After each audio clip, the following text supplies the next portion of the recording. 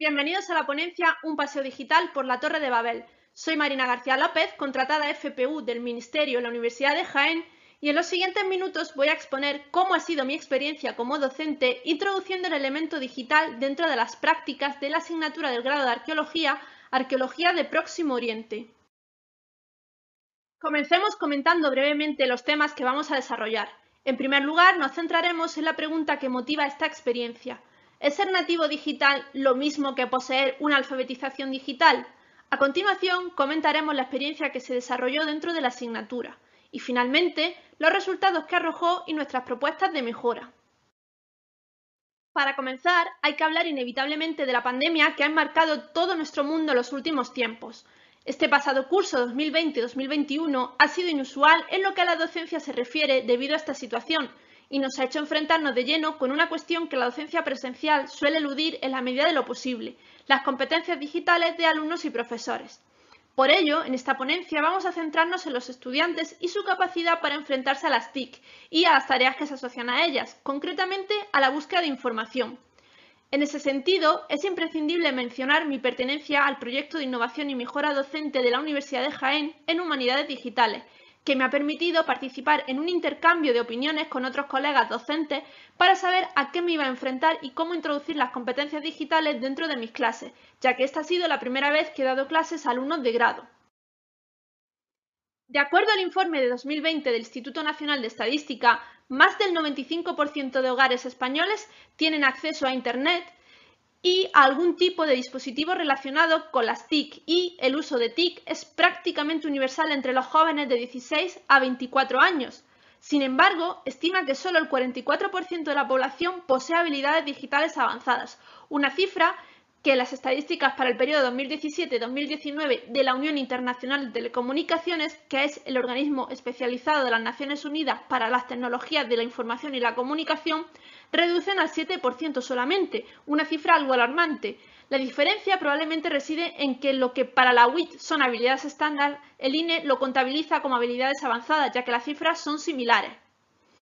Ante esta situación, en los últimos años se incide especialmente en la necesidad de que los profesores, supuestos inmigrantes digitales, nos actualicemos y formemos en el ámbito de las competencias digitales y, sin embargo, es fácilmente perceptible dentro de las aulas que nuestros alumnos no nos llevan mucha ventaja a la hora de usar herramientas digitales, más bien al contrario. Véase, por ejemplo, la gráfica a la izquierda publicada por la Conferencia de Rectores de Universidades Españolas, y en la que se observa que las competencias digitales del personal de investigación superan en más de un punto las de los alumnos y que, sin embargo, se sigue dedicando mucho más tiempo a formar al PDI que al alumno en las universidades. ¿A qué se debe esto? La teoría nos dice que la sociedad se divide en dos grandes grupos, los nacidos a partir de 1984, que se clasifican como nativos digitales y que se supone que adquieren competencias digitales de forma casi natural, y el resto de la población, considerados inmigrantes digitales porque no han crecido en un mundo invadido por lo digital y que, por lo tanto, tienen que aprender a manejarse con las TIC de una forma consciente y casi obligada. Bien, es cierto que los nativos digitales, en este caso los alumnos, se han criado en un mundo digital, incluso yo por edad entro dentro del concepto de nativo digital, pero la realidad es que sus conocimientos se basan en el uso de lo digital dentro de un ámbito informal y lúdico y muchas veces autodidacta, y en todo caso en unos conocimientos algo rudimentarios a la hora de enfrentarse al ámbito profesional y académico.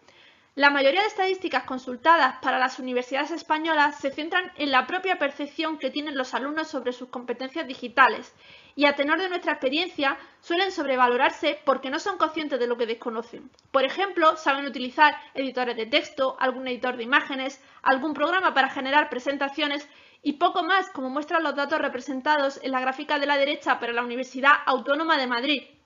De hecho, una de las carencias más graves que se observó en el aula y que motivó la puesta en marcha de esta iniciativa fue la incapacidad de los alumnos del segundo curso del grado de Arqueología en la Universidad de Jaén para encontrar información académica de calidad, ya que no sabían dónde ni cómo buscarla. Recapitulemos, pues, de dónde parte esta experiencia. Dentro de la asignatura de Arqueología de Próximo Oriente en el segundo curso del grado de Arqueología, la parte práctica consistía en el estudio de los diferentes sistemas de escritura presentes en el Próximo Oriente durante la Antigüedad, un tema que daba pie al análisis de fuentes primarias escritas. Por lo tanto, las prácticas que se trabajaron con los alumnos consistían en pequeños trabajos que, si tenían que estar por escrito, tenían una duración aproximada de 3000 palabras, en los que debían investigar sobre textos y archivos de la antigüedad, de manera que combinasen la búsqueda de información con la reflexión en torno a su contenido. A veces se comentaban en clase simplemente y otras, como hemos dicho, se debían entregar por escrito. Y ahí fue donde se detectó el problema. Los trabajos presentaban una baja calidad por regla general, por lo que se decidió dedicar tiempo en clase a explicarles cómo mejorar su proceso de búsqueda y tratamiento de la información. Concretamente, se estableció que el objetivo del proceso sería la última práctica de este tipo que tenían que entregar, centrada en las cartas de Amarna.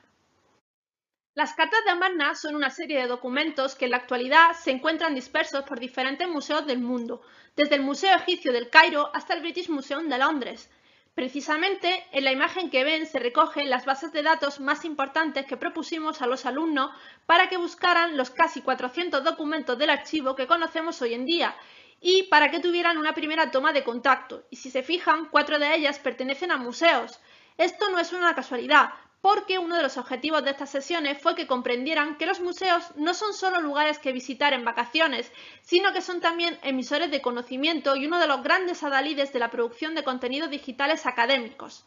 Se incluyó también la base de datos de la Cuneiform Digital Library Initiative porque recoge prácticamente todos los documentos con un formato uniforme. Y por último, también se recoge la base de datos del proyecto Akkadian in the Eastern Mediterranean World, que en la actualidad contiene traducciones de casi 2/3 de las cartas. Por otra parte, una vez que sabían localizar las fuentes primarias, tenían que aprender a buscar la producción académica en torno al tema en motores de búsqueda fiables. Preguntados al respecto, todos los alumnos manifestaron que su primer impulso era simplemente introducir un término de búsqueda en Google o en la Wikipedia y ver qué salía. Como una primera aproximación para que se pongan en contexto, no es una mala opción, pero lógicamente la información que aparece en la Wikipedia o en un blog cualquiera puede contener errores o dar cabida a especulaciones sin sentido. No obstante, la mayoría también conocían Dialnet, el portal de difusión académica impulsado por la Universidad de La Rioja. El problema es que la producción sobre las cartas de Amarna arroja tan solo una docena de documentos en esta web. La causa es que la mayor parte de la producción relacionada con las cartas de Amarna se encuentra en inglés y no en español. Este motivo es el que nos da pie a introducir nuevos motores de búsqueda que los alumnos no conocían o que casi no usaban. Entre los primeros decidimos centrarnos en Web of Science y Scopus, bases de datos archiconocidas para los académicos, pero que prácticamente ninguno de los alumnos habían usado nunca, pese a que tienen acceso a ellas a través de la Universidad de Jaén. Destacando además que Scopus puede estar enlazado al texto completo.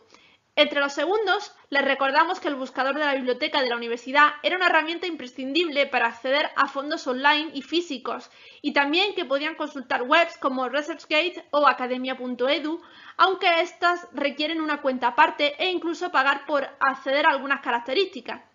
Lógicamente, eran muchas bases de datos en las que buscar, por lo que se dio una explicación de cómo usar cada una, se practicó la búsqueda de información brevemente y se dejó a elección del alumno cuál usar. Además, se les animó a acudir a tutorías o a sacar el tema en clase si seguían teniendo dificultades a la hora de encontrar información. Los resultados finales demuestran que la experiencia fue positiva. El objetivo de la práctica era que elaboraran un trabajo sobre el archivo de Amarna y sus documentos, centrándose en alguna tipología concreta dentro de ellos y analizando su contenido desde un punto de vista histórico. Pues bien, pese a que algunos alumnos se resistieron a utilizar las herramientas presentadas en clase, lo que se refleja en la bibliografía que usaron, la calidad media de los trabajos mejoró sensiblemente y la mayoría pasó de incluir de 1 a 2 referencias a 5 o 6, que fue el número que se les indicó como el más deseable, incluyendo documentos en otros idiomas, no solo en inglés, y de fuentes fiables. Además, a la hora de localizar las cartas, quedó patente que algunos de ellos sí que habían empleado las bases de datos de los museos, realizando sus propias bases de datos de las que partir.